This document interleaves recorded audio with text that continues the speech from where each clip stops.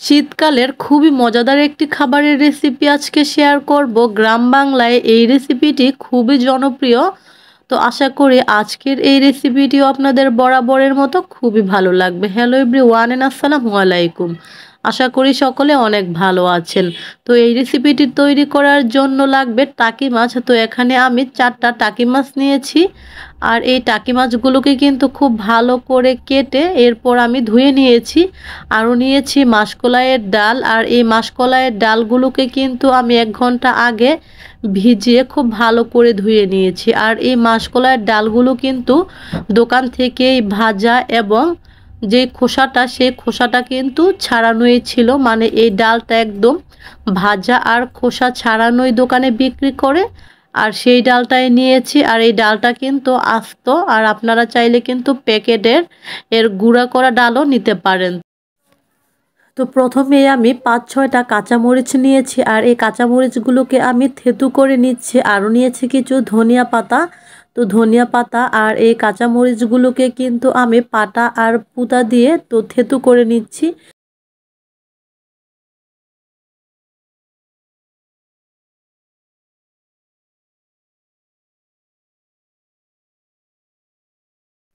খুব বেশি মিহি করার দরকার নেই, এরকম করে একটু একটু থেতু করে নিতে হবে। তো এরপর এগুলোকে আমি একটা বাটিতে উঠিয়ে নিচ্ছি। এরপর আমি আবারও নিয়ে নিচ্ছি সেই টাকি মাছগুলোকে। এবার টাকি মাছগুলোকেও সেমভাবে থেতু করে নিব।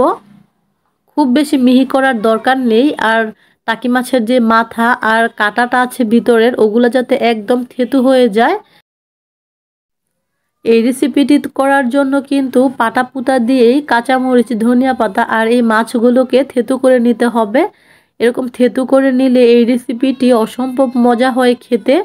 তো আপনাদের বাসায় যদি পাটা পুঁতা না থাকে তাহলে কিন্তু আপনারা ব্লেন্ডারেও করতে পারেন, তবে সেই ক্ষেত্রে কিন্তু একদমই মিহি করবেন না। এরকম করে থেতু থেতু করে নেবেন, মানে আধ ভাঙা করে নেবেন কাঁচামরিচ, ধনিয়া পাতা আর মাছটাকে।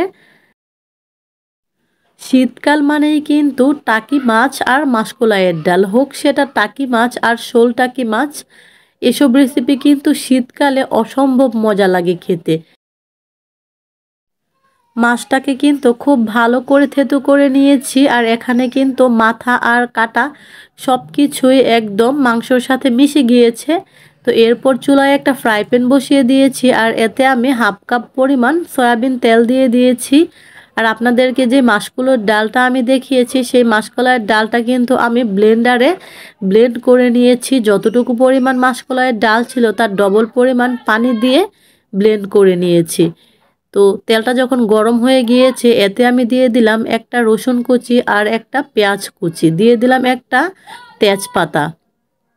তো এবার তেলের মধ্যে কিন্তু 1 মিনিটের মতো এগুলোকে ভেজে নিব। ভেজে নেবার পর এতে দিয়ে দিব একটু পরিমাণ পানি।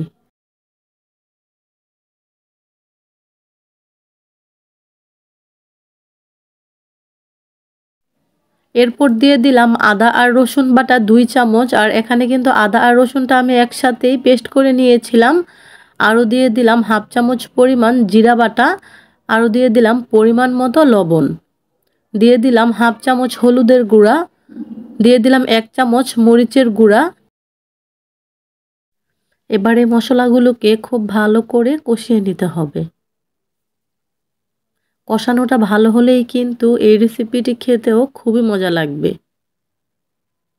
তো কষানো হয়ে যাবার পর এরপর দিয়ে দিলাম সেই থেতু করে রাখা মাছগুলোকে। এই রেসিপিটি তৈরি করার জন্য আপনারা কিন্তু এরকম টাকি মাছ ছাড়া ইলিশ মাছ দিয়েও করতে পারেন, তবে ইলিশ মাছটাকেও এরকম করে থেতু করে নেবেন, তাহলে খুবই ভালো লাগবে। তাছাড়াও আপনারা ছোট চিংড়ি বা বড় চিংড়ি দিয়েও কিন্তু এই রেসিপিটি তৈরি করতে পারেন, খুবই ভালো লাগবে। এরপর দিয়ে দিলাম সেই থেতু করা কাঁচা মরিচ আর ধনিয়া পাতাগুলো। এখন আপনারা অনেকেই বলতে পারেন যে এই রেসিপিটি তৈরি করার জন্য কাঁচামরিচ, ধনিয়া পাতা বা মাছটাকে থেতু করে নিতে হবে কেন? এমনিই তো করা যায়। হ্যাঁ, এইভাবেও কিন্তু করা যায়। তবে আপনারা এইভাবে করে দেখবেন রেসিপিটি খেতে কিন্তু অসম্ভব ভালো লাগে। তো কাঁচামরিচ আর ধনিয়া পাতাটা থেতু করে দেওয়ার কারণ হলো এরকম টাকি মাছ থেকে কিন্তু গন্ধ আসে একটু একটু। তো কাঁচামরিচ আর ধনিয়া পাতাটা থেতু করে দিলে কিন্তু মাছ থেকে কোনো গন্ধ আসবে না, আর খেতেও কিন্তু খুবই ভালো লাগবে। তো খুব ভালো করে কিন্তু কষিয়ে নিচ্ছি। তো কষানোটা যখন খুব ভালো করে হয়ে যাবে, এরকম তেল উপরে ভেসে আসবে, ওই পর্যায়ে সেই ব্লেন্ড করে রাখা মাসকলাইয়ের ডালগুলোকে এখন দিয়ে দিব।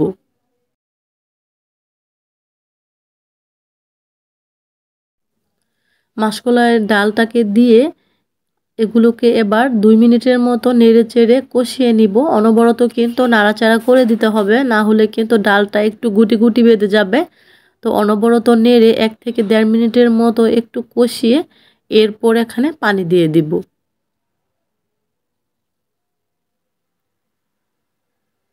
শীতের দিনে এই রেসিপির চাইতে ভালো আর মজাদার কোনো রেসিপি হতেই পারে না। যারা মাসকলাইয়ের ডাল পছন্দ করেন তারা কিন্তু কম বেশি সকলেই শীতের দিনে এই মাসকলাইয়ের ডাল শোল মাছ বা টাকি মাছ বা ইলিশ মাছ, চিংড়ি মাছ দিয়ে কিন্তু খেয়েই থাকেন। তবে আমার এই রেসিপিতে আপনারা একবার হলেও ট্রাই করবেন, তাহলে দেখবেন কতটা মজা লাগে। তো এখানে যেহেতু আমি 1 কাপের মতো ডাল নিয়েছি, তো এখানে কিন্তু আমি 4 কাপের মতো পানি দিয়েছি। আর এই ডালটা কিন্তু খুব বেশি পাতলা বা খুব বেশি ঘনও কিন্তু হবে না। তো অনবরত কিন্তু নেড়েচেড়ে দিতে হবে, না হলে কিন্তু নিচে লেগে যাবে। এই পর্যায়ে কিন্তু চুলার আঁচটা কিন্তু হাই হিটে থাকবে। যখন ডালটা বলক উঠে যাবে তখন আমরা গ্যাসটাকে কমিয়ে দিব। তো এখানে আমি একটু ঢেকে দিয়েছি। ঢেকে দিয়ে এরপর ঢাকনাটা খুলে আবারও নেড়েচেড়ে দিচ্ছি। মাছ যদি আমরা থেতু না করে আস্ত দেই তাহলে কিন্তু যখন আমরা এই ডালটাকে নিব তখন দেখবেন চামচে চামচে কিন্তু মাছের কাঁটা উঠবে বা পাতে কাঁটা আসবে। তো এইভাবে যদি আপনারা থেতু করে দেন তাহলে দেখবেন কোনো কাঁটাই কিন্তু ডালে লাগবে না, বাচ্চারাও কিন্তু অনায়াসে খেতে পারবে। তো থেতু করে দেবার কারণটা হলো স্বাদটাও কিন্তু খুব ভালো আসে, আর ডালের ভিতরে কিন্তু কোনো কাঁটাও থাকে না।